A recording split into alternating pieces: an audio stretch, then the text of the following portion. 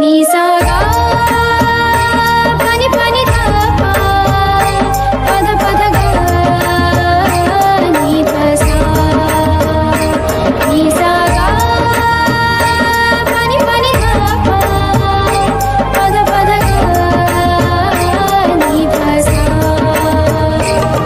ही गाथा अस्तित्वाची शौर्याची पराक्रमाची ही गाथा अस्तित्वाची शौर्याची पराक्रमाची या मातीमधल्या कणाकणातील मौल्यवान रत्नांची या मातीमधल्या कणाकणातील मौल्यवान रत्नांची कर्तृत्व इथे गगनाला भिडे परिमोल जाणून घेऊ व्यक्तिविशेष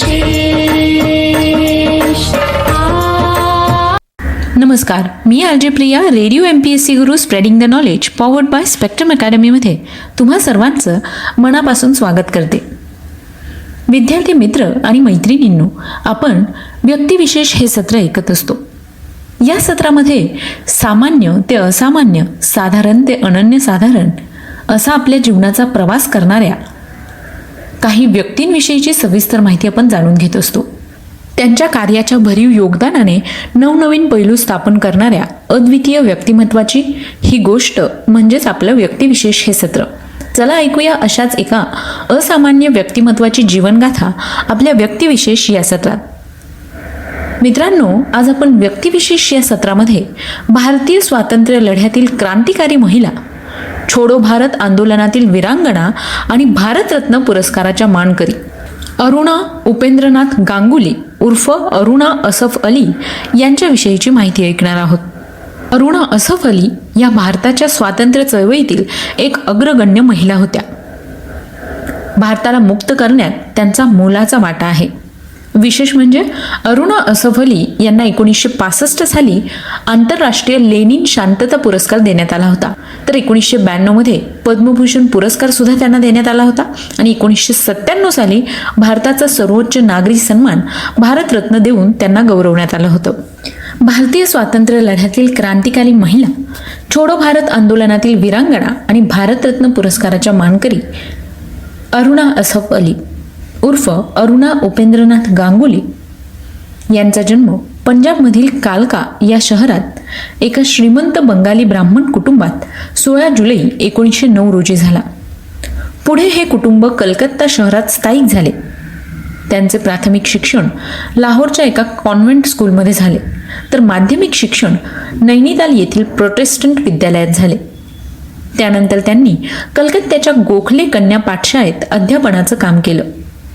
वयाच्या 19व्या वर्षी त्यांनी आपल्यापेक्षा वयाने 23 वर्ष मोठ्या असलेल्या सुप्रसिद्ध मुस्लिम वकील असफ अली यांच्याशी 1928 साली आंतरधर्मीय विवाह केला. या विवाहास त्यांच्या कुटुंबियांचा विरोध होता. विवाहानंतर अरुणा आपल्या पतीबरोबर Europe, America, Soviet Union, Mexico या ठिकाणी त्यांनी दौरा केला. युनेस्कोसाठी गेलेल्या भारतीय शिष्टमंडळात त्यांचा समावेश होता. असफ अली हे काँग्रेसचे कार्यकर्ते होते, त्यामुळे अरुणा यांचा संबंध भारतीय स्वातंत्र्य लढ्याशी आला. त्या स्वातंत्र्य चळवळीत सहभागी झाल्या. महात्मा गांधी, मौलाना आझाद, जयप्रकाश नारायण, अच्युत पटवर्धन, राम मनोहर लोहिया यांच्या विचारांचा त्यांच्यावर प्रभाव होता व त्यांच्याबरोबर त्या सभा, प्रभात फेऱ्या यामध्ये सहभागी होत. 1930 व 1932च्या कायदेभंग चळवळीत तसंच 1941 मध्ये वैयक्तिक सत्याग्रहात त्या सहभागी झाल्या. त्यासाठी त्यांनी तुरुंगवास देखील भोगला. 1930 पासून ते आयुष्याच्या शेवटपर्यंत त्यांनी खादीचे कपडे वापरले. महात्मा गांधीजींच्या मिठाच्या सत्याग्रहावेळी मीठ बनवणे, मिरवणुका काढणे आणि सभा भरविणे हे काम त्यांनी सर्वत्र फिरून केले.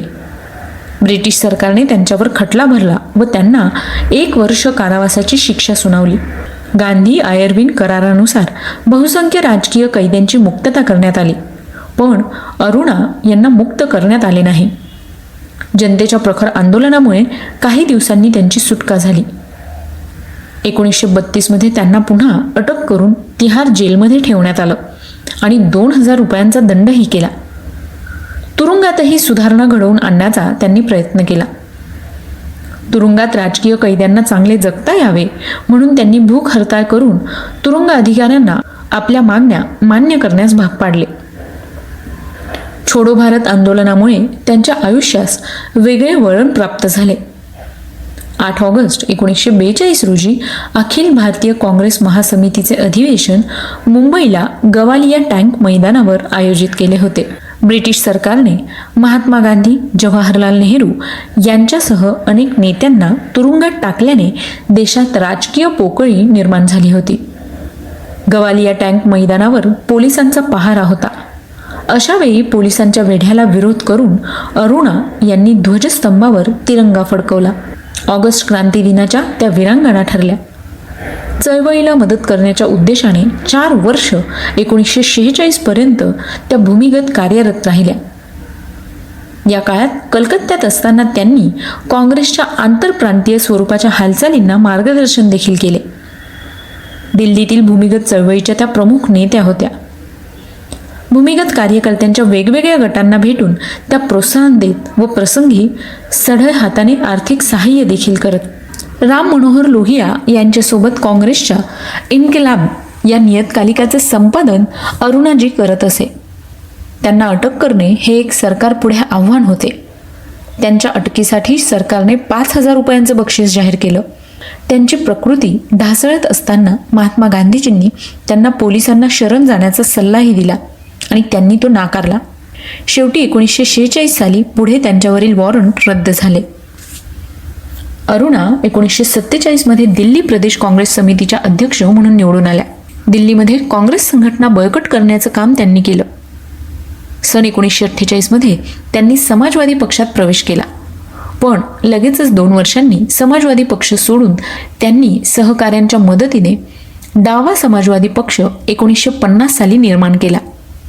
पुढे हा पक्ष कम्युनिस्ट पार्टीमध्ये 1955 साली सामील झाला. अरुणा या पक्षाच्या केंद्रीय समितीच्या सदस्य आणि अखिल भारतीय कामगार संघटनेच्या उपाध्यक्ष झाल्या. 1958 मध्ये त्यांनी कम्युनिस्ट पक्ष सोडला व सक्रिय राजकारणापासून काही काळ अलिप्त राहिल्या. 1958 साली अरुणा असफ अली या दिल्लीच्या पहिल्या महापौर झाल्या.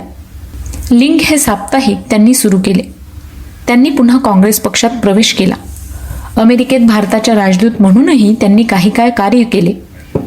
दिल्लीतून प्रकाशित होणाऱ्या पॅट्रिओट या इंग्रजी दैनिकाशी ते शेवटपर्यंत जोडल्या होत्या. Indo Soviet cultural society, all India peace council, national federation of Indian women इत्यादी सामाजिक संस्थांशी त्या संबंधित होत्या. आपल्या अखेरच्या काळात दिल्लीतील झोपडपट्टीतील लोकांसाठी त्यांनी प्रौढ साक्षरता, वैद्यकीय मदत व रोजगार निर्मिती अशा स्वरूपाचे भरीव कार्य केले. साधी राहणी, समाजवादी विचारसरणी आणि निर्भयता हे त्यांच्या व्यक्तिमत्वाचे गुणविशेष होते. त्यांच्या ट्रॅव्हल टॉक या ग्रंथाला लिहिलेल्या प्रस्तावनेत पंडित नेहरू त्यांचे वर्णन करताना म्हणतात, अरुणा हे एक अस्वस्थ आणि दुसऱ्यांना अस्वस्थ करणारे व्यक्तिमत्व आहे. अरुणा यांना अनेक मानसन्मान मिळाले. सोव्हिएत लँड नेहरू पारितोषिक त्यांनी 1955 साली देण्यात आले, तर 1975 मध्ये लेनिन शांतता पुरस्कार देऊन त्यांना गौरवलं गेलं. 1991 मध्ये आंतरराष्ट्रीय सामंजस्याचा जवाहरलाल नेहरू पुरस्कार देखील त्यांना देण्यात आला. लेनिन शांतता पुरस्काराची रक्कम त्यांनी जनतेच्या आणि धर्मार्थ कार्याला देणगी दिली. भारत सरकारने 1992 मध्ये त्यांना पद्मविभूषण तसंच सर्वोच्च असा भारतरत्न पुरस्कार मरणोत्तर देऊन 1997 साली अरुणा असफ अली यांचा गौरव केला. भारतीय टपाल खात्याने त्यांच्या छायाचित्राचे टपाल तिकीट काढून त्यांच्या कार्याचा 1998 साली सन्मान केला. भारताच्या स्वातंत्र्य लढ्यात महत्त्वाची भूमिका बजावणाऱ्या अरुणा असफ अली यांचं दिल्ली या ठिकाणी 29 जुलै 1996 रोजी निधन झालं. तर मित्रांनो, आज आपण व्यक्तिविशेष या सत्रात अरुणा असफ अली यांच्याविषयीची सविस्तर माहिती जाणून घेतली. ही माहिती तुम्हाला कशी वाटली ते आम्हाला नक्की कळवा. त्यासाठीच आमचा व्हॉट्सअप क्रमांक आहे 8698 म्हणजेच 8698869880. सोबतच तुम्ही आमचं व्यक्तिविशेष हे सत्र स्पॉटिफाय म्युझिक ॲप, अँकर FM, रेडिओ पब्लिक किंवा गुगल पॉडकास्टवर देखील रेडिओ MPSC गुरु पॉडकास्ट ऐकू शकता. मित्रांनो, आमचा हा चालता फिरता इंटरनेट रेडिओ तुम्हाला कसा वाटतोय ते आम्हाला नक्की कळवा. श्रोते हो, मी आर जे प्रिया तुम्हा सगळ्यांची रजा घेते. पुन्हा भेटूया उद्याच्या व्यक्तिविशेष या सत्रात एका नवीन व्यक्तीचा जीवन प्रवास ऐकण्यासाठी. ऐकायला विसरू नका radio MPSC Guru, spreading the knowledge, powered by spectrum academy.